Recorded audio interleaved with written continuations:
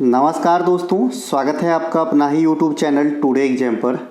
दोस्तों, आज के इस वीडियो में हम मई तथा जून 2025 से 60 प्लस इम्पोर्टेंट करंट अफेयर के क्वेश्चन देखेंगे। साथ में कुछ एक्स्ट्रा फैक्ट भी देखेंगे। जैसा कि आपको पता होगा कि मैं प्रत्येक प्रश्नों को एक्स्ट्रा फैक्ट के साथ समझाता हूँ, तो करंट के साथ भी एक्स्ट्रा फैक्ट दूंगा। चलिए शुरू करते हैं बिना टाइम गवाए। हमारी कोई सा भी ई बुक या पीडीएफ चाहिए, डिस्क्रिप्शन में लिंक दे दिया हूँ। आप लिंक क्लिक करेंगे, आपका मोबाइल आपको व्हाट्सएप पे ले जाएगा। वहाँ से आप जो है एक छोटी सी फ़ी अदा करके कंटेंट बाय करके अपने जर्नी को काफ़ी आसान बना सकते हैं, जैसा कि अब तक सैकड़ों बच्चे सेटल हो चुके हैं। पहला जो हमारा प्रश्न है, खेलो इंडिया यूथ गेम 2025 में कौन से खेल को प्रदर्शन खेल के तौर पर रखा गया था? सबसे पहले किसी भी इवेंट में एक खेल होता है जो मेडल जिसमें दिया जाता है, यानी ये मुख्य खेल कहलाते हैं, है ना। और एक ऐसा खेल होता है जो लैमलाइट में लाने के लिए प्रदर्शन के तौर पे सिर्फ रखा जाता है। इसमें कोई भी मेडल आपको नहीं दिया जाता है। तो जो खेलो इंडिया यूथ गेम आपका 2025 हुआ है ना, सबसे पहले ये कहाँ पे हुआ था? तो ये आपका बिहार में हुआ था। आपसे फिर पूछा जाएगा कि ये बिहार के कितने जगह में कराया गया या फिर कितने शहर में कराए गए, तो आप आंसर करना सर 5 शहरों में कराए गए। ये 5 शहर कौन कौन से थे? तो एक थे आपका पटना, एक था आपका गया, है ना, पटना था, गया था, बेगूसराय था, बेगूसराय, है ना, बेगूसराय था, पटना था, गया था, बेगूसराय था। एक बहुत ही ये जो फेमस जगह है राजगीर था, है ना, राजगीर आपका जो पर्यटन स्थल है बिहार के अंदर। और एक आपका भागलपुर भी था, है ना, भागलपुर भी था। तो ये जो 5 स्टेट है यहाँ पे आप 5 शहर है, यहाँ पे कराए गए हैं खेलो इंडिया यूथ गेम 2025। ये शहर का भी नाम जरूर याद रखना। कभी कभी दूसरा शहर का नाम दे के आपसे पूछेगा कि इनमें से कौन से शहर में खेलो इंडिया यूथ गेम 2025 नहीं कराए गए। इन 5 शहर अर्थात बिहार के अलावा खेलो इंडिया यूथ गेम का कुछ इवेंट दिल्ली के अंदर भी कराए गए। दिल्ली के अंदर, जैसे साइकिलिंग वगैरह, जिम्नास्टिक वगैरह, है ना, तो कुछ दिल्ली के अंदर भी कराए गए। तो दिल्ली और बिहार में कंबाइंड रूप से ये खेल हुआ। बिहार के 5 शहर का नाम मैं आपको बता चुका हूँ। अब बात आती है कि इस खेलो इंडिया यूथ गेम में कुल खेलों की संख्या कितनी थी? तो 27 आपका मेडल इवेंट का खेल था, जिसमें आपको मेडल दिया गया सर। और एक खेल जो है प्रदर्शन खेल के तौर पे रखा गया था, वही मैं यहाँ पे क्वेश्चन रखा हूँ, जिसका नाम है ई स्पोर्ट्स। अब ई स्पोर्ट्स के अंदर बहुत कुछ आ जाता है सर, शतरंज भी आ जाता है, ई फुटबॉल भी आ जाता है, इत्यादि इत्यादि। ठीक है, तो ई स्पोर्ट्स आपको आंसर करना है प्रदर्शन के तौर पे। और टोटल खेल जो है 27 खेल शामिल था। ठीक है, सिप कटराव, इसको पहली बार यहाँ पे शामिल किया गया था। कलारीपट्टू, ये केरल का मार्शल आर्ट फॉर्म के जैसा खेल है, ये भी शामिल थे इसमें। सिम्बलम्बम, आपको याद होगा खेलो इंडिया यूथ गेम जो 2024 के फरवरी जनवरी में हुआ था तमिलनाडु के अंदर, यानी इससे पहले वाला इवेंट। तो वहाँ पे ये जो सिम्बलम्बम थे, ये था प्रदर्शन खेल तमिलनाडु के अंदर, है ना। लेकिन 25 वाले में ई स्पोर्ट्स है। आई होप आपको अच्छा लगा खेलो इंडिया यूथ गेम वाली जानकारी। एक एक पॉइंट इससे याद रखना, आपके क्वेश्चन कहीं से भी पूछे जाते हैं, बिकॉज ये मेजर इवेंट है इंडिया के लिहाज से खेल के सेक्टर में। अब आती है सर कि खेल इंडिया यूथ गेम 2025 के विजेता कौन रहे हैं? तो आप कहेंगे कि ये रहा है महाराष्ट्र, है ना, महाराष्ट्र रहा है विजेता। ठीक है, ध्यान रखना, खेलो इंडिया यूथ गेम 2025 के विजेता महाराष्ट्र है। सर अगर आपसे पूछे कि महाराष्ट्र का ये कैमा टाइटल था इस प्रतियोगिता में, तो आप कहना 5वां टाइटल था। कैमा टाइटल था, 5वां टाइटल था। बहुत ज़्यादा सफल टीम है महाराष्ट्र के खेलो इंडिया यूथ गेम को जीतने में। महाराष्ट्र को सर कितने पदक मिले आपके 2025 वाले खेलो इंडिया यूथ गेम में, तो 158 पदक मिले, जिसमें आपको ज़्यादातर केस में गोल्ड पूछता है कि गोल्ड किसी जीता हुआ टीम को गोल्ड कितना मिला, तो सीधे याद रखना है 58 गोल्ड मिला है ना, 58 को गोल्ड मिला और 100 में ब्रॉन्ज और रजत दोनों मिला के मिले, यानी टोटल 158 और पहला स्थान इन्होंने हासिल किया था। तो ये खेलो इंडिया यूथ गेम का करंट सेक्शन से क्वेश्चन हो गया। अब इसके थोड़ा पास्ट में झांक लेते हैं। देखो खेलो इंडिया यूथ गेम की शुरुआत ही 2018 में हुआ था।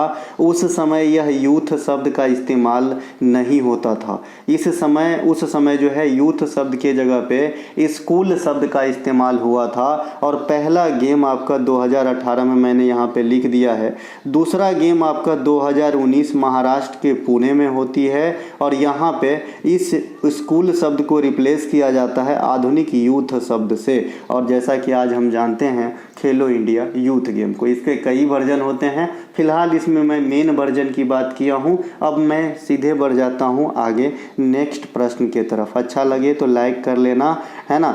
इसके अलावा बिम्स्टेक युवा शिखर सम्मेलन 2025 का आयोजन किस देश में किया गया था? ध्यान से देखिएगा, बिम्स्टेक युवा शिखर सम्मेलन है, यूथ वाला शिखर सम्मेलन है, न कि साधारण बिम्स्टेक शिखर सम्मेलन है। तो जो बिम्स्टेक युवा शिखर सम्मेलन हुआ है ये आपके भारत में हुआ है। कहाँ पे हुआ है? भारत में हुआ है। तो इन्हें भारत आंसर कर लेना। ऑप्शन नंबर बी यहाँ पे राइट आंसर हो जाएगा। वैसे आंसर भी लिख दिया हूँ, है ना। इसके अलावा जो बिम्स्टेक शिखर सम्मेलन खाली कहेगा ना, ये अभी मैंने युवा शब्द अगर यहाँ से काट दिया तो इस क्वेश्चन का आंसर बदल के थाईलैंड हो जाएगा। अगर सिर्फ इस क्वेश्चन से हमने यूथ शब्द को रिमूव कर देना है सर, तो आपका इसका आंसर बदल के थाईलैंड हो जाएगा। जैसा कि आप सभी को पता होगा, शिवनात्रा जो थाईलैंड के महिला जो है आपका राष्ट्राध्यक्ष हैं, है ना, तो इन्होंने अध्यक्षता संभाली थी बिम्स्टेक 2025 के बैठक का। और आगामी वर्षों के लिए बांग्लादेश को अध्यक्षता सौंपा गया है बिम्स्टेक का। कोई अगर कहे कि बिम्स्टेक का हेड क्वार्टर कहाँ पे है, तो आप कहना कि ये हेड क्वार्टर बांग्लादेश के ढाका में है, जो बांग्लादेश की राजधानी भी है। नेक्स्ट क्वेश्चन, है ना, अगला है कबड्डी वर्ल्ड कप महिला 2025 के विजेता कौन रहे हैं? देखिए कुछ एक दिन पहले ही अपने 35 PYQ सीरीज में मैंने कराया है। जो बच्चे कंसिस्टेंटली देखते हैं और ये मानते हुए देखते हैं कि यहाँ से पढ़ के मुझे पास होना है, कुछ तो टेस्ट करने के लिए आते हैं, उनको मैं नहीं जानता। लेकिन जो मेरे से पढ़ के पास करना चाहते हैं उनके लिए सदैव हाजिर हूँ। तो ये भैया जो वर्ल्ड कप हुआ है कबड्डी वाला 2025 में, ये सबसे बड़ा जो है बात ये है कि ये पहली बार किसी यूरोपीय कंट्री में कराए गए थे। तो ये चर्चा का विषय है। इंग्लैंड में कराए गए थे और यहाँ पे मेल वाला और फीमेल वाला यानी महिला कबड्डी टीम और पुरुष कबड्डी टीम दोनों इंडिया ही जीते हैं। ठीक है भाई। और दोनों के रनर अप कौन रहे हैं? तो ये इंग्लैंड दोनों के रनर अप रहे हैं। दोनों बात ध्यान रख लेना। महिला चाहे पुरुष कबड्डी वर्ल्ड कप 2025 दोनों के विजेता भारत हैं। कहाँ हुआ था? इंग्लैंड में हुआ था। कबड्डी वर्ल्ड कप पुरुष की शुरुआत 2004 में बम्बई से किया गया था। ये बात भी ध्यान रख लेना।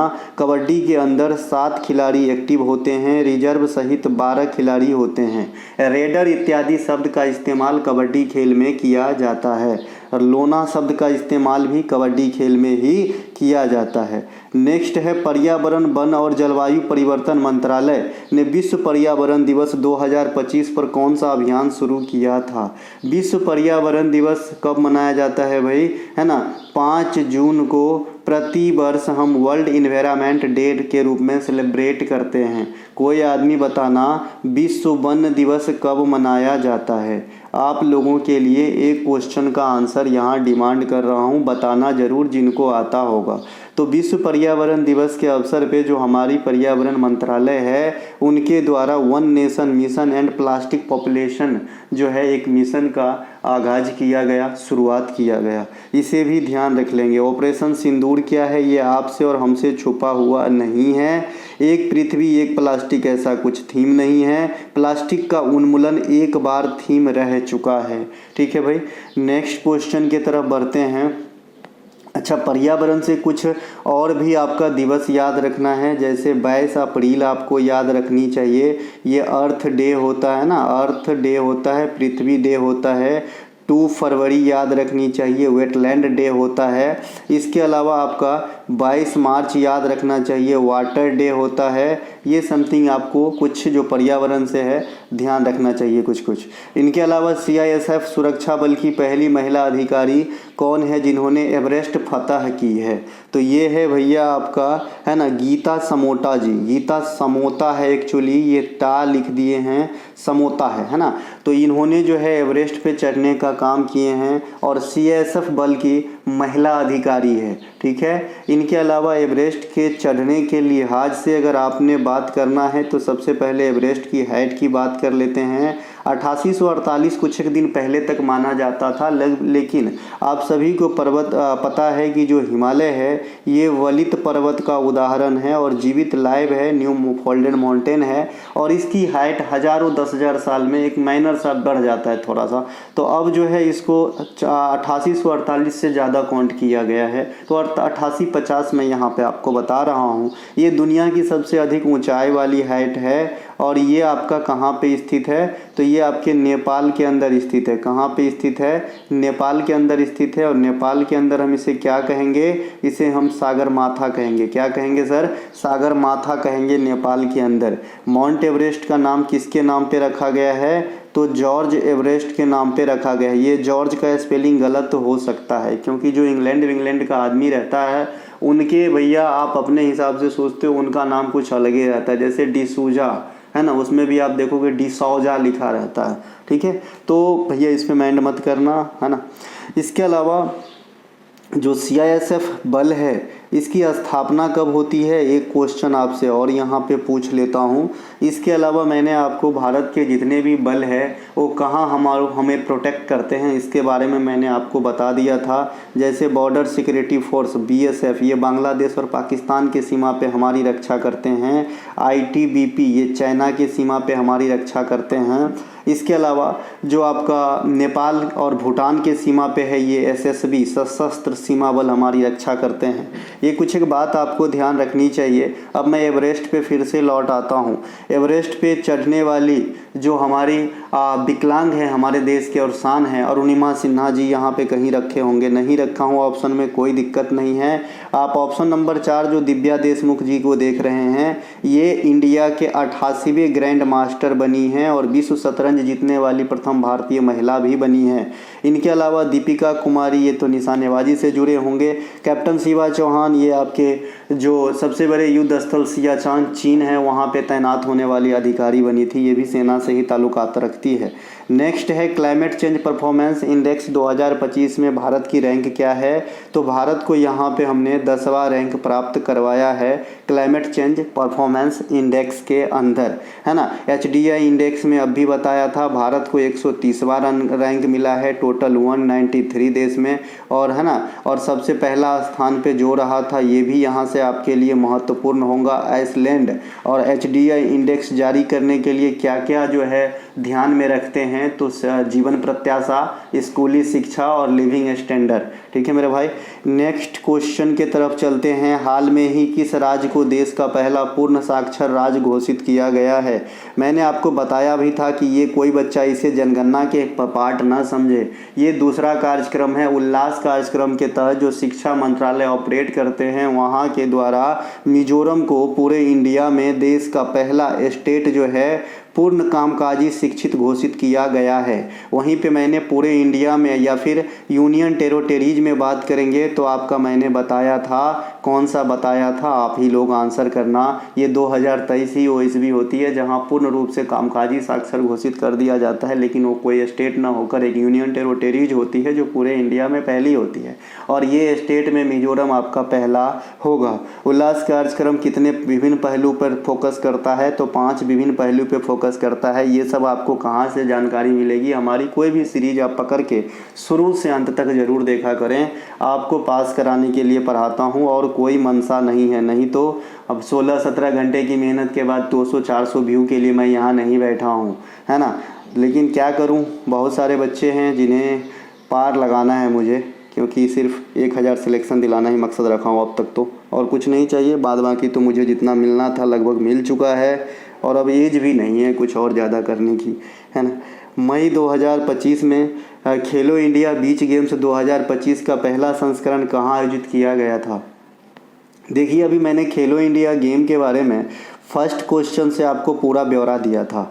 तो अब क्या होती है कि भाई खेलो इंडिया गेम्स के कई संस्करण हैं। बाद में मैंने जब क्वेश्चन को क्लोज कर रहा था तो आपको बताया भी था कई प्रकार के होते हैं, जैसे खेलो इंडिया शीतकालीन गेम भी होता है, खेलो इंडिया यूनिवर्सिटी गेम भी होता है ना। अभी खेलो इंडिया बीच गेम भी आ गया है, खेलो इंडिया पैरा गेम भी होता है। तो ये कई फॉर्मेट के खेल होते हैं सर, ठीक है। तो जो खेलो इंडिया यूनिवर्सिटी गेम है ये 2020 में उड़ीसा से स्टार्ट हुआ था।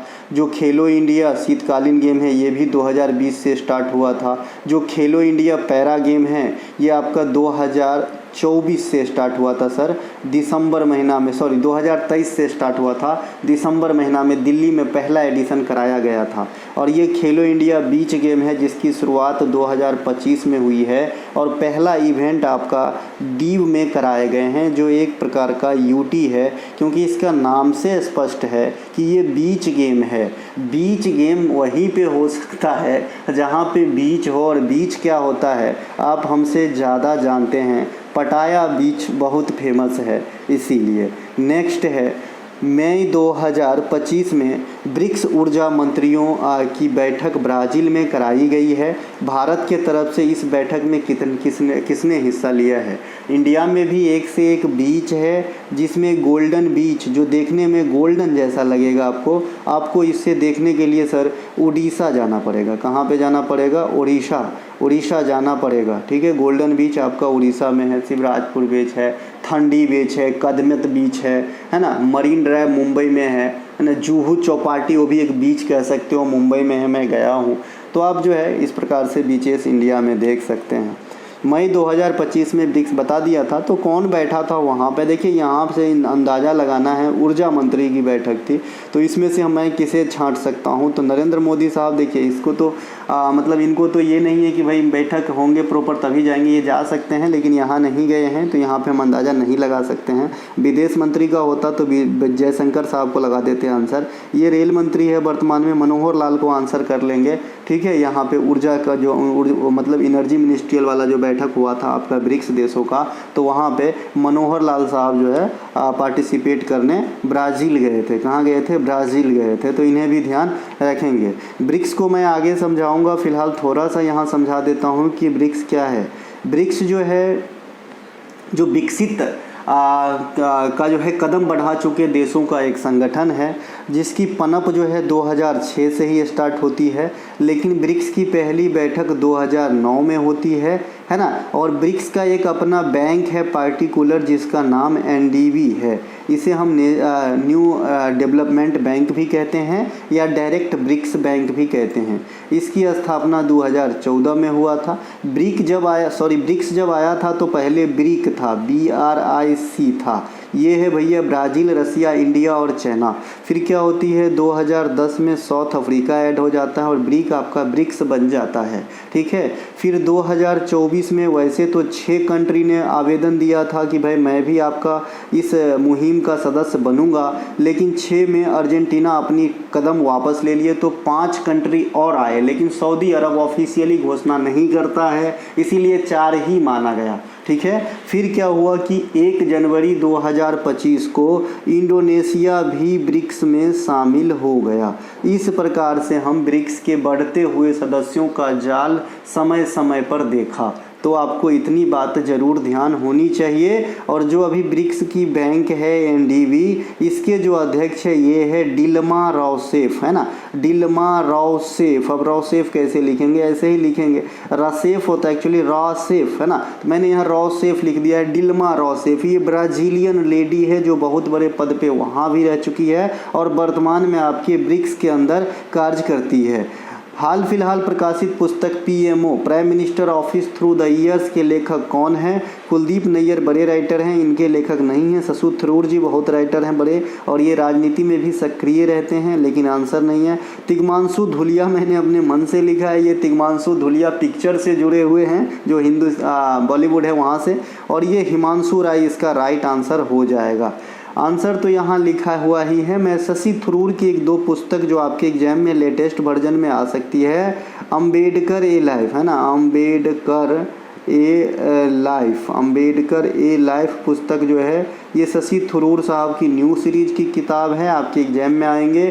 पंडित एंड पंडितरी, है ना, an era of darkness, era मैं बोल रहा हूँ ध्यान से दीजिए सुनिएगा, एरिया ऑफ डार्कनेस दूसरे का है, ईरा मतलब युग होता है, और ऐसे किताब शशि थरूर जी ने लिखे हैं। ठीक है, नेक्स्ट प्रश्न की तरफ चलते हैं। जगदीप धनखड़ देश के किस क्रमांक के उपराष्ट्रपति थे? ये क्वेश्चन का आंसर मैंने फॉर यू लिखा है, आपके लिए छोड़ा है। ये क्वेश्चन बहुत इजी है, लेकिन आप सभी को पता है कि इस्तीफा दे दिए साहब ने, धनखड़ साहब ने, तो इस इस्तीफा के चलते ये इनके जो भी टॉपिक रहेंगे उपराष्ट्रपति से सभी VVI बन जाते हैं आगामी एग्जाम्स के लिए।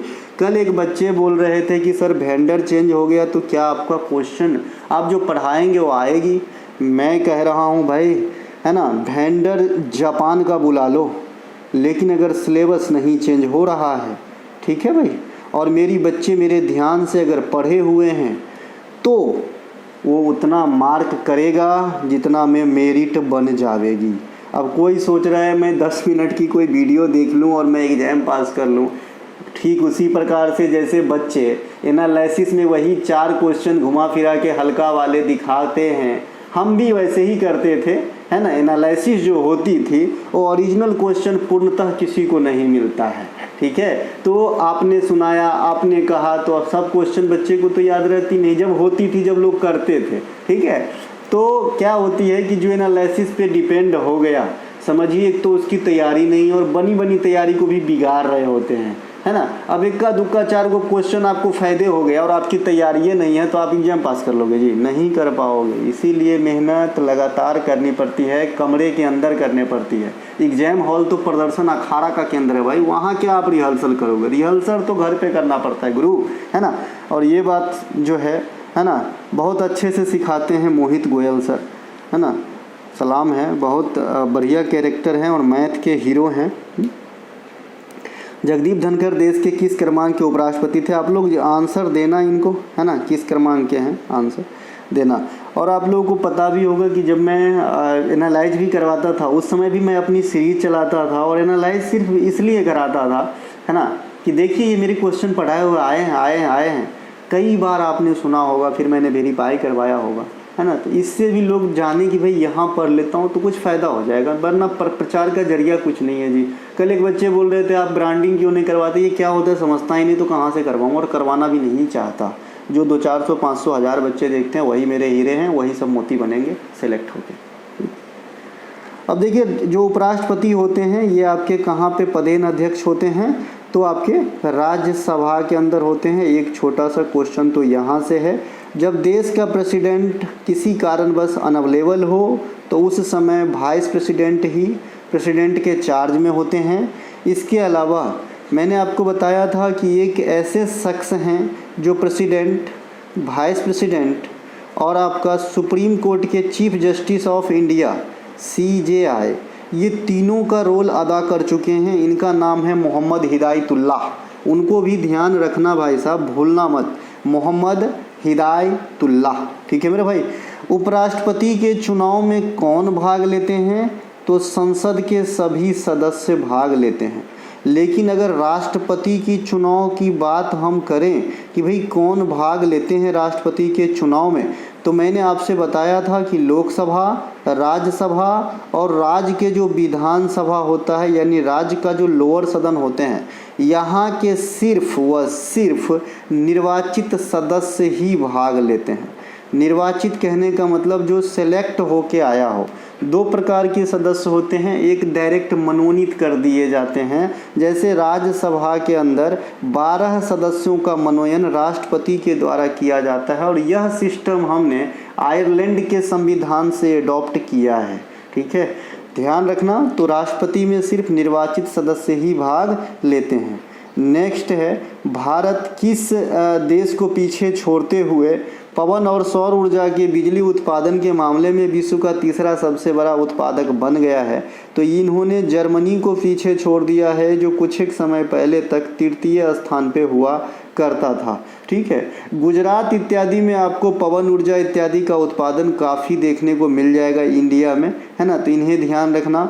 पवन ऊर्जा और सौर ऊर्जा ये दोनों कैसी ऊर्जा है? तो ये है आपका नवीकरणीय ऊर्जा। कैसा ऊर्जा भाई? नवीकरणीय ऊर्जा या गैर परंपरागत ऊर्जा है ना, गैर परंपरागत ऊर्जा आप इसे कह सकते हैं। परंपरागत ऊर्जा जैसे आप जनरली अगर आपको ईंधन मैं बोलूँ तो क्या मन में आता है? पेट्रोलियम, डीजल, किरोसिन, यही सब आता है ना। और ये अगर मैं कहूँ कि सौर ऊर्जा, तो अभी तो अपने लिए थोड़ा ऑड फील होता है ना। तो जो ऐसी ऊर्जा है उसे हम गैर परंपरागत कहते हैं। और नवीकरणीय इस लिहाज से क्योंकि अगर आप कितना भी सूर्य के प्रकाश का यूज करोगे कभी कम नहीं होगा, तो उस हिसाब से इसे जल्दी समाप्त होने का आसार नहीं दिख रहा है। तो ये हो गया आपका नवीकरणीय। और पेट्रोलियम, डीजल इत्यादि क्या है? ये सब अनवीकरणीय है।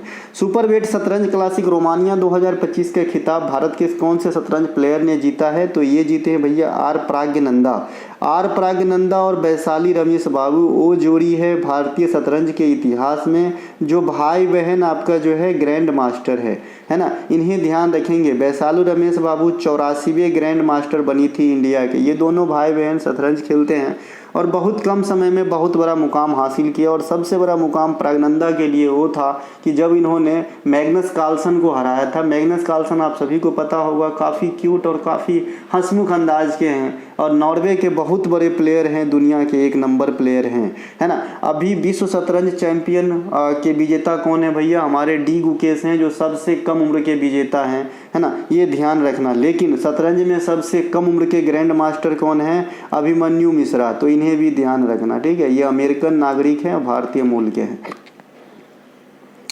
भारत का पहला ग्रैंड मास्टर विश्वनाथ आनंद साहब थे। इनके किताब का नाम भी याद रखना है आपको, मैंड मास्टर, है ना। मैंड मास्टर जो है विश्वनाथ आनंद साहब की किताब का नाम है। इन्हें भी ध्यान रखना है। पी श्याम निखिल को आप देख रहे हैं, ये भारत के 85वें ग्रैंड मास्टर बने थे। नेक्स्ट क्वेश्चन हम देखते हैं। हाल में ही किस BRICS chamber, P Shyam Nikhil 85वें था ना जी, 1 सेकेंड, 84 में 50, हाँ 85वें ही होगा जी, ठीक है। हाल में ही किस BRICS chamber of commerce and industry का अध्यक्ष नियुक्त किया गया है? हर्षवर्धन श्रृंगला? नहीं, हरबंश चावला को किया गया है। वेरी गुड, हरबंश चावला हो जाएगा। रघुराम जी राजन भूतपूर्व आरबीआई के गवर्नर है। अरुंधति राय फेमस राइटर हैं। तो यहाँ से सीधे सीधे आंसर आपका बी हो रहा है। मैं नेक्स्ट तरफ चलता हूँ। बंगाल की खाड़ी में उठ रहे चक्रवात शक्ति को किस देश ने नाम दिया है? तो ये दिया है आपका श्रीलंका ने शक्ति नाम दिया है। देखिए, बंगाल की खाड़ी में साल में कई बार तूफान आती है, ठीक है। और ये जो तूफान का नामकरण है एक सीरियली बैच चलता रहता है। अगला तूफान को श्रीलंका नाम नहीं देगा, दूसरा नाम देगा। जैसे तौते आ गया था, है ना। इसके अलावा गुलाब आ गया था, असनी आ गया था। ये अभी आपका कौन सा है भैया? ये शक्ति आ गया है ना। एक बिपर जॉय करके आया था, बांग्लादेश ने उसका नाम दिया था। तो ये नाम जो है मतलब चेंज होता रहता है। कंट्री का जो है नाम देने का प्रोसेस ये चेंज होता रहता है।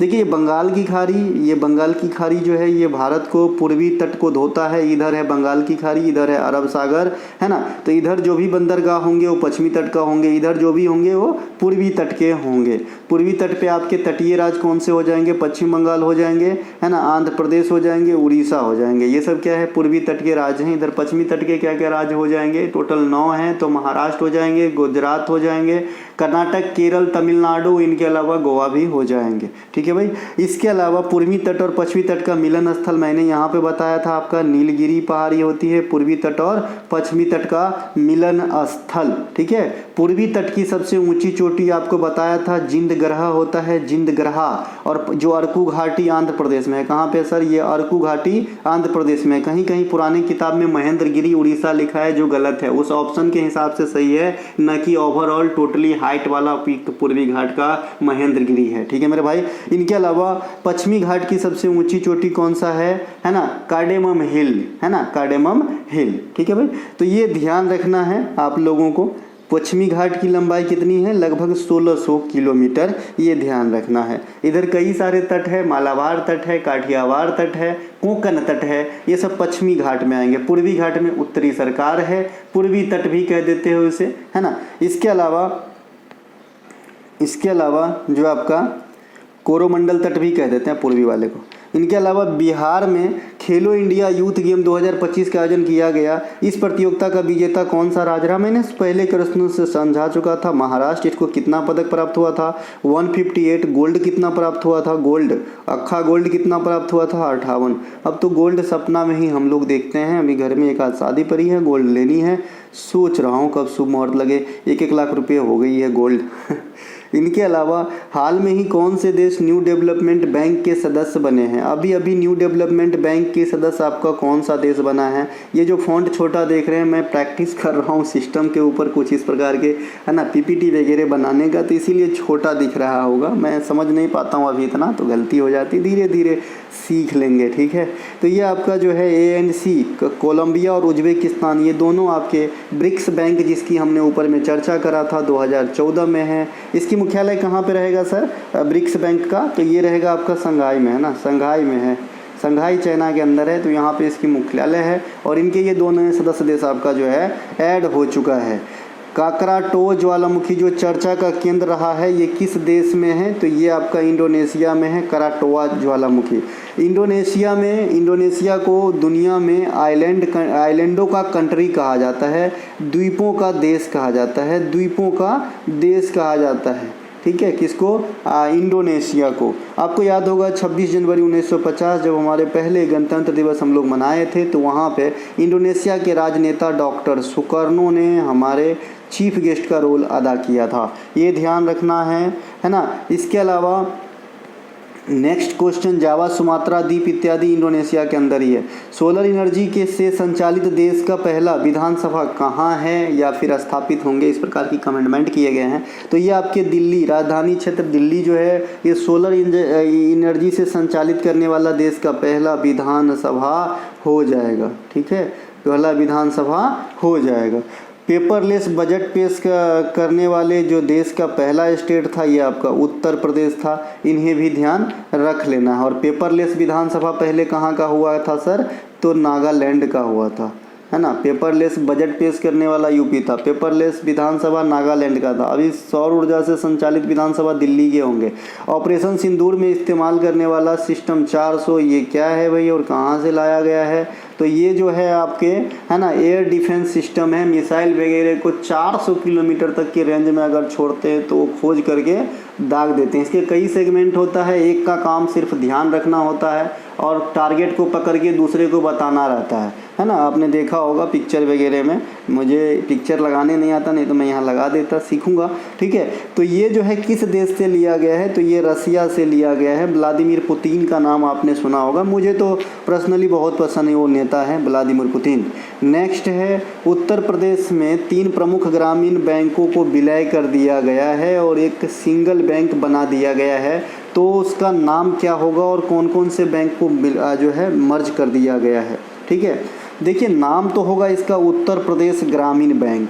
तो इसमें 3 बैंक, एक प्राथमा बैंक है, एक बड़ौदा यूपी बैंक है और एक आर्यावर्त बैंक है। जैसे पंजाब नेशनल बैंक, वैसे उत्तर प्रदेश में बड़ौदा बड़ौदा यूपी बैंक भी चलती है। जैसे आपने स्टेट बैंक की जो पहले हुआ करता था पंजाब एवं सिंध शाखा, है ना, स्टेट बैंक के कई और नाम से ब्रांच हुआ करते थे, उसी प्रकार से यहाँ पे बड़ौदा यूपी बैंक चलता था, आर्यावर्त बैंक और प्राथमा बैंक, ये सभी ग्रामीण बैंक के अलग अलग नाम थे, तीनों को मर्ज करके अब क्या बना दिया गया है, उत्तर प्रदेश ग्रामीण बैंक। और ये इलाहाबाद बैंक ये राष्ट्रीय स्तर के बड़े बैंक है जिसका भी विलय हो चुकी है।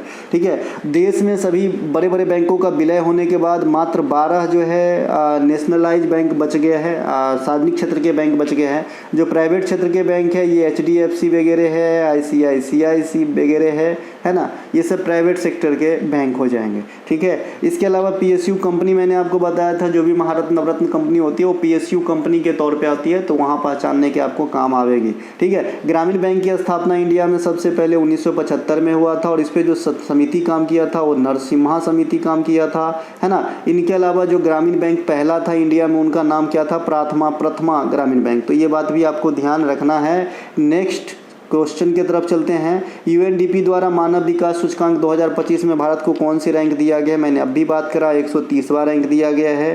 टोटल 193 देशों को जो है शामिल किया गया था इस सर्वे में, और आइसलैंड को पहला स्थान दिया गया है। भारत का STG स्कोर कितना था, 0.685 था, है ना। इसके अलावा जो आपका क्या बोलते हैं इनको, इससे पहले जो भारत का रैंक था यहाँ पे 134वां था इसमें, और उस समय भारत का स्कोर था 0.644। ठीक है मेरे भाई, नेक्स्ट प्रश्न की तरफ चलते हैं। भारत का वहाँ उत्पादन के मामले में अब दुनिया में कौन सा स्थान पे आ गए हैं, वहाँ क्या होता है भाई, यहाँ नहीं, यहाँ पे इस क्वेश्चन को थोड़ा सा जाने दीजिए, मुझे लग रहा है ये लोहा लिखना चाह रहा हूँ, वहाँ लिखा गया भारत वहाँ उत्पादन में मामले में दुनिया में कौन से स्थान पे आ गए हैं, यहाँ लोहा ही होगा। फिलहाल इसको सस्पिशियस रखते हैं, हटा देते हैं। प्रवासी भारतीय मजदूर के संतानों को शिक्षित करने के लिए देश के किस राज्य में योजना लॉन्च किया गया है, ये आपको ध्यान रखना है।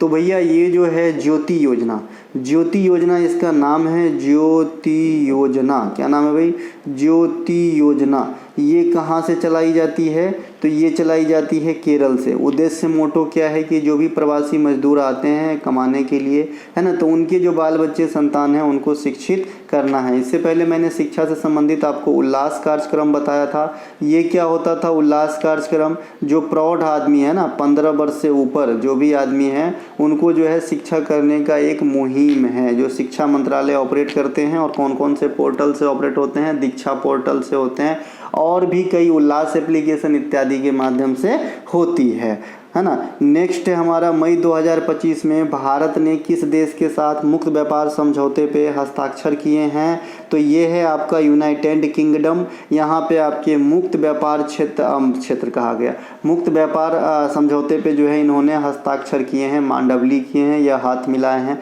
जो भी आपको बोलना हो आप बोल सकते हैं। नेक्स्ट क्वेश्चन है हमारा, भारत के किस संस्था के द्वारा multi influence ground mine MJMI missile को विकसित किया गया है। तो मिसाइल जो है ज़्यादातर केस में आप देखेंगे कि भाई आपका जो है DRDO के द्वारा ही विकसित किया जाता है, तो DRDO आंसर हो जाएगा। इसरो तो हमारा जो है अंतरिक्ष वाला बॉडी है, इसरो के कई पहल जो है हम लोग देख चुके हैं, जिसमें है ना गगनयान अभी देखना हमें बाकी है, गगनयान देखना बाकी है। जो अभी आपका भारत का जो आपका शुक्ला जी, शुभांशु शुक्ला जी स्पेस में गए थे, वो नाम याद रखना क्योंकि वो क्वेश्चन आपके एग्जाम में पूछे जाएंगे, ठीक है ना। इसके अलावा ये जो आपका DRDO है इसकी स्थापना भी आपसे पूछी जाती है। तो DRDO की स्थापना 1 जनवरी 1958 को हुआ था, ठीक है, और इसरो की स्थापना 15 अगस्त 1969 को हुआ था। इसरो की मुख्यालय बंगलुरु में है, DRDO का मुख्यालय दिल्ली के अंदर है। राष्ट्रीय रक्षा अकादमी खगड़वासला में स्थित है, यहाँ पे ज्वाइंट सेनाओं की प्रशिक्षण दी जाती है अधिकारीगण की, है ना। और हाल क्या है भैया, हिंदुस्तान एरोनॉटिक्स लिमिटेड, ये क्या हो गया अब, ये भारत में हाल फिलहाल में 14वां महारत्न कंपनी का दर्जा गेन किया है। इस प्रकार इंडिया में अब 14 महारत्न कंपनी हो जाएंगे। नेक्स्ट है हमारा, IBM ने भारत का सबसे बड़ा क्वांटम कंप्यूटर लगाने के लिए किस राज्य सरकार के साथ हाथ मिलाया है ना। तो ये जो है आपका IBM, और IBM के साथ इसमें टाटा कंसल्टेंसी भी जुड़ा रहा था, ये बात को भी ऐड कर लेना। हो सकता है कि IBM के जगह पे TCS ही लिख दे, अब तो हमारे TCS दूर के बात हो गई है, नहीं तो पहले TCS ही हमारा सब कुछ था। ठीक है, तो ये जो TCS है और IBM है, ये दोनों जो है क्वांटम कंप्यूटर लगाने के लिए है ना आंध्र प्रदेश के साथ करार किया है। ठीक है, नेक्स्ट क्वेश्चन है हमारा, COP30 2025 की बैठक किस देश में होनी है। तो ये आपका ब्राज़ील के अंदर होनी है COP की बैठक, कॉन्फ्रेंस ऑफ पार्टीज। ठीक है, COP29 का बैठक कहाँ हुआ था आप लोगों से डिमांड करूँगा, और COP31 कहाँ पे होगा ये भी डिमांड करूँगा, क्योंकि दोनों क्वेश्चन हमने पिछले क्लास में आपको बता दिया है। ठीक है, अगला क्वेश्चन है हमारा, कौन सी अंतर्राष्ट्रीय सौर गठबंधन का 123वां देश बना है। तो 123वां देश आपका यहाँ पे अंगोला बना है, जो अंतर्राष्ट्रीय सौर गठबंधन है, ISA है, इंटरनेशनल सोलर अलायंस है। इसकी मुख्यालय कहाँ है, गुरुगांव में है ना। इनके अलावा जो आपका ISA है, इसके 123वां सदस्य आपको ध्यान रखना है, और ये इंडिया में किसी मेजर हब की पहला हेडक्वार्टर है। ये सबसे बड़ा हेडक्वार्टर माना जा सकता है जिनमें इतने सदस्य हो और इंडिया में हेडक्वार्टर हो। जहाज के लिए समर्पित नीति पेश करने वाला देश का पहला राज्य ये आपका महाराष्ट्र बना है। भाई यहाँ जहाज से काफ़ी फ़ायदा होते हैं, काफ़ी माल ढुलाई होती है। नन्ना सेवा है, JNPT है, आप सभी को पता होगा यहाँ पे। इनके अलावा मैंने अभी 2-3 दिन पहले ही आपको बताया था कि जो नागरिक उड्डयन मंत्रालय के द्वारा विमान विधेयक 2023 लाया गया था, तो किस विधेयक को संशोधित करता था। तो आप कहेंगे विमान अधिनियम 1934 को संशोधित करते थे। ये क्वेश्चन भी आपकी एग्जाम में आ सकती है। नेक्स्ट है, ग्लोबल जेंडर गैप 2025 के अनुसार भारत की रैंक कौन सी है। तो भारत को यहाँ पे 131वां रैंक दिया गया है ग्लोबल जेंडर गैप रिपोर्ट 2025 के अंदर। सिंगापुर के नए प्रधानमंत्री कौन बने हैं। सिंगापुर के नए प्रधानमंत्री आपका बन जाएगा भैया लॉरेंस बोंग। ठीक है, एंथोनी एल्बेनीस ये आपका ऑस्ट्रेलिया के नए प्रधानमंत्री बन जाएंगे, ऑस्ट्रेलिया के हैं ये। डोनाल्ड ट्रंप ये अमेरिका के राष्ट्रपति है, सेकेंड टाइम है डोनाल्ड ट्रंप का कार्यकाल। और कियर स्टारमर ये इंग्लैंड के प्रधानमंत्री है ना, ये जो है ये आपके इंग्लैंड के प्रधानमंत्री है। तो ये चारों देश के राजनेता का नाम मैंने यहाँ पे एक्सप्लेन किया है, ध्यान रखना। मई 2025 में भारतीय वायुसेना के उप प्रमुख कौन बने हैं। देखिए प्रमुख सबको याद रखता है, उप प्रमुख भी याद रखिए। उप प्रमुख तिवारी साहब बने हैं, नर्मदेश्वर तिवारी। अजीत डोभाल साहब आप सभी को पता है राष्ट्रीय सुरक्षा सलाहकार है। अनिल चौहान साहब सेकंड CDS इंडिया के हैं, जनरल बिपिन सिंह रावत के बाद। उपेंद्र द्विवेदी साहब भी सेना से जुड़े हुए हैं। इनके अलावा एशियाई खेल 2026 की मेज़बानी कौन सा कंट्री करेगा। तो ये करेगा आपका जापान। कौन करेगा भैया, जापान करेगा। एशियाई खेल की शुरुआत कब से हुई थी, 1951। कहाँ से हुई थी, दिल्ली के अंदर हुई थी। एशियाई खेल इंडिया में दोबारा कब होती है, 1982 में होती है। कहाँ पे होती है, दिल्ली के अंदर होती है। दोनों एशियाई खेल इंडिया में हुआ था 2 बार। नेक्स्ट क्वेश्चन है हमारा, 2025 से 28 तक के लिए अंतर्राष्ट्रीय प्रशासनिक विज्ञान संस्थान के अध्यक्ष के रूप में किस देश को चुना गया है। बहुत बड़ी बात है, भारत को चुना गया है भाई अंतर्राष्ट्रीय प्रशासनिक विज्ञान संस्थान की अध्यक्षता के रूप में आगामी 2 वर्षों के लिए। नेक्स्ट क्वेश्चन है, IPL 2025 में रॉयल चैलेंज बेंगलुरु के कप्तान कौन थे। RCB का जो है मतलब ट्रॉफी का जो आपका सुखापन था वो यहाँ पे समाप्त हुई थी 2025 के अंदर, और उस टीम के कप्तान थे पाटीदार साहब। यहाँ पे रजत पाटीदार हो जाएंगे। RCB महिला जो है WPL भी जीत चुकी है। एक RCB की टीम WPL भी खेलती है, स्मृति मंधाना रहते हैं वहाँ पे, तो WPL वो जीत चुके हैं। और यहाँ पे आप जो है IPL RCB में कप्तान को याद रखना है।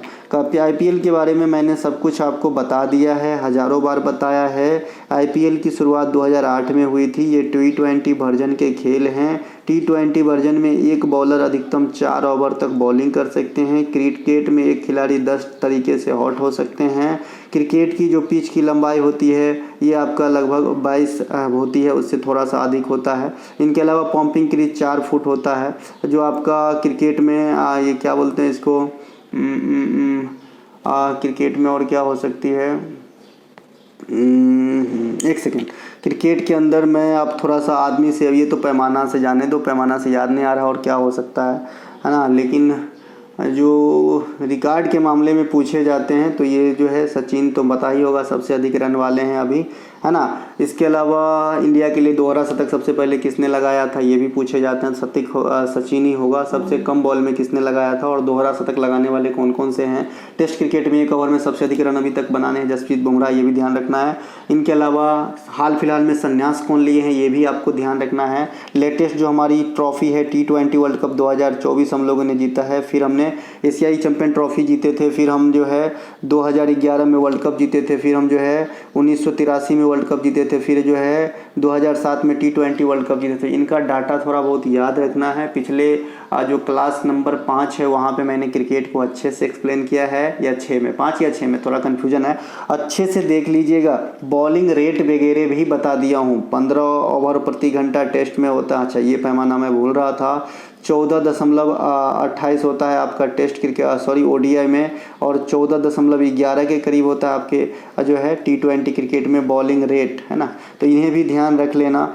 टेस्ट क्रिकेट में एक बॉलर कितना भी ओवर बॉलिंग करेगा, लिमिट तय नहीं है। ODI में 10 ओवर है और T20 में 4 ओवर है। हाल में ही विश्व टेस्ट चैंपियनशिप की जो है आगामी 3 जो एडिशन होंगे उनकी फाइनल मैच की मेज़बानी के लिए कई सारे देश ने अपने अपने नाम दिए, जिसमें भारत भी था। ठीक है, तो ये बैठक कहाँ पे हुई थी, तो ये सिंगापुर में हुई थी। और मेज़बानी का जो जिम्मा मिला है ये इंग्लैंड को मिला है। कहाँ मिला भाई, इंग्लैंड को मिला है। जो विश्व टेस्ट चैंपियनशिप है ये इसकी शुरुआत, पहला एडिशन आया था 2019-21 के लिए, फिर आया भैया 21-23 के लिए, फिर आया भैया 23-25 के लिए, अब अगला होगा 25-27 के लिए, फिर 27-29 के लिए और 29-31 के लिए। ठीक है भाई, तो ये जो 25-27, 27-29 और 29-31 होगा, ये तीनों का तीनों फाइनल मैच कहाँ पे कराए जाएंगे, इंग्लैंड के अंदर कराए जाएंगे। 2025 का कहाँ पे हुआ है, आप लोगों से एक क्वेश्चन डिमांड करूँगा। साउथ अफ्रीका जीता है, ध्यान रखना, है ना। पहला और दूसरा के फाइनल में हम गए थे, है ना, पहला और दूसरा के फाइनल में हम गए थे। पहले एडिशन 2019 के विजेता न्यूजीलैंड रहे थे, और 2021 वाला के 21-23 का जो विजेता है वो ऑस्ट्रेलिया हो गया था। लेकिन हम दोनों के फाइनल में, शुरुआती 2 इवेंट के फाइनल में भारत ही गया था, लेकिन जीते नहीं। शिवाजी महाराज से संबंधित कितने किलों को हाल में यूनेस्को के धरोहर में शामिल किया गया, 12 किलों को शामिल किया गया है, जो महाराष्ट्र और उनके बाहर भी कहीं स्थित है। यूनेस्को में इस शिवाजी महाराज के किला वाला अटैचमेंट के साथ ही इंडिया के धरोहर की संख्या बढ़ते हुए 44 हो गए हैं। इससे पहले असम के मोईदाम को 43वें स्थान मिला था, है ना। इसके अलावा जो मंदिर समूह है ना, स्मारक समूह है, उसको 43वां स्थान मिला, 42वां स्थान मिला था। और शांति निकेतन रविन्द्रनाथ टैगोर वाले को जो है 41वां स्थान मिला था। ये ध्यान रखना है, ठीक है। इसके अलावा यूनेस्को का मुख्यालय कहाँ पे है, पेरिस में है। बिहार के किस जिला में बिहार का पहला न्यूक्लियर प्लांट सेट किया जाएगा, तो ये आपका किया जाएगा नवादा में जो है न्यूक्लियर एनर्जी का प्लांट सेट किया जाएगा बिहार के अंदर, है ना। ये ध्यान रखना। बिहार के अंदर पहला रामसर कौन था भैया, कंवर झील, है ना, कंवर लेक या कंवर झील जो बेगूसराय के पास है, ये बिहार का पहला रामसर साइट था, है ना। फिर नागिन नट्टी को भी रामसर साइट का दर्जा 2024 के अंदर दिया गया था।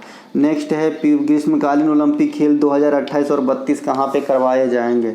देखिए 2024 में आपके ग्रीष्मकालीन ओलंपिक कहाँ पे हुआ है, पेरिस के अंदर हुआ है। इंडिया को 6 पदक मिला था। तो कल मैंने ओलंपिक को पूरा एक्सप्लेन किया है। जिन बच्चे को ओलंपिक समझने में दिक्कत है वहाँ जाके देख लेंगे। 28 का आपका होगा, है ना, लॉस एंजिलस में, और 32 का होगा ब्रिस्बेन में, और 36 का जो है ये आपके इंडिया में कराए जाने की बात कह रही है। हालांकि 100% डन नहीं है। इनमें से कौन सा एक स्थल पार्क जो है उत्तर प्रदेश में स्थित है, सिमलीपाल, सलखन, उधवा या खेलचोपरी। तो इसमें से सलखन जो है ये उत्तर प्रदेश में है। ये चर्चा का विषय रहा था। ये फॉसिल्स पार्क है ना, फॉसिल्स पार्क है, ये आपका चर्चा का विषय रहा था, उत्तर प्रदेश में है। सिमलीपाल इसको जो है 107वां जो है आपका पार्क के रूप में दर्जा दिया गया इंडिया का। ये ओडिशा के अंदर स्थित है, ये ओडिशा के अंदर स्थित है। उधवा ये झारखंड का पहला रामसर स्थल है, ये झारखंड का पहला रामसर स्थल है। खेचलोरपरी ये सिक्किम के अंदर है, ये भी रामसर साइट का दर्जा प्राप्त कर चुके हैं। नेक्स्ट क्वेश्चन है, दुनिया की 7 सबसे ऊंची चोटी चढ़ने वाले जो सबसे कम उम्र के हैं वो कौन है। विश्वनाथ कार्तिकेयन है, ये दुनिया की 7 सबसे ऊंची चोटी चढ़ने वाले सबसे कम उम्र के माउंट पर्वतारोही है है ना। देश का पहला राज्य जिन्होंने योग नीति शुरू किया, योग नीति कौन शुरू कर सकते हैं? उत्तराखंड। तो यहाँ पे आंसर कहाँ है? उत्तराखंड इधर है ना। अभी उत्तराखंड में जो प्राकृतिक आपदा आया वो मेरे ख्याल में दिल दहला देने वाली आपदा थे भाई। एक आदमी सीटी बजा रहा था और पीछे से जो है घर के घर सब टूट के यूं कागज के जैसे बह गए। इसीलिए प्रकृति के साथ छेड़छाड़ नहीं करना चाहिए, नहीं तो जब अपने पे आएगा तुम्हारा कुछ नहीं चलेगा। जहाँ मैं रह रहा हूँ, जब मैं इस एरिया में आया था तो खुली वातावरण, सांस लेने के लिए काफ़ी अच्छी खेत तो नहीं थे, लेकिन वैसे खुली जगह होने के कारण बहुत अच्छा लगता था। लेकिन आजकल हर जगह बिल्डिंग खड़ी हो गई है ना, तो कौन सुनता है हमारे? सुनेंगे कहर जब बरपेगी हथौड़ी ऊपर से तब, है ना। भोटी और पुर्गी किस राज्य के अनुशासित प्रदेश में प्रचलित भाषा है? तो देखिए भोटी और पुर्गी भाषा यूं ही नहीं बता रहा हूँ, ये जो है आपके राजकीय भाषा मतलब उस स्टेट या यूटी के, है ना, ऑफिशियल के रूप में यूज होने की बात कह रही थी। तो ये आपका लद्दाख का है, इसे भी ध्यान रखेंगे। कहाँ का है? लद्दाख का। इसके अलावा संयुक्त राष्ट्र संघ महासभा के 80वें सत्र के अध्यक्ष कौन बने हैं? तो अन्ना लेना बेरबयाक, है ना, तो इन्हें भी ध्यान रखेंगे। महाकाली प्रसाद मैंने अपने हिसाब से ऑप्शन रखा है, महाकाली प्रसाद, अच्छा नाम लग रहा है। खीचन और मेनार वेटलैंड रामसर का दर्जा प्राप्त कर चुके हैं, कौन राज्य में है? तो ये आपका राजस्थान के अंदर है, इसे ध्यान रख लेंगे। कहाँ पे है? राजस्थान के अंदर मतलब है, ध्यान रखना है। इंडिया का पहला रामसर मैंने बताया था चिल्का लेक हुआ करता था, है ना, चिल्का लेक। ये कहाँ पे है? ये खारे पानी की इंडिया में बड़ी झील है और ये कहाँ पे है? उड़ीसा के अंदर स्थित है, इन्हें भी ध्यान रखना है। नेक्स्ट है हमारा सबसे ज़्यादा जो रामसर स्थल है इंडिया में वो तमिलनाडु राज्य से है, तो इन्हें भी ध्यान रखना है।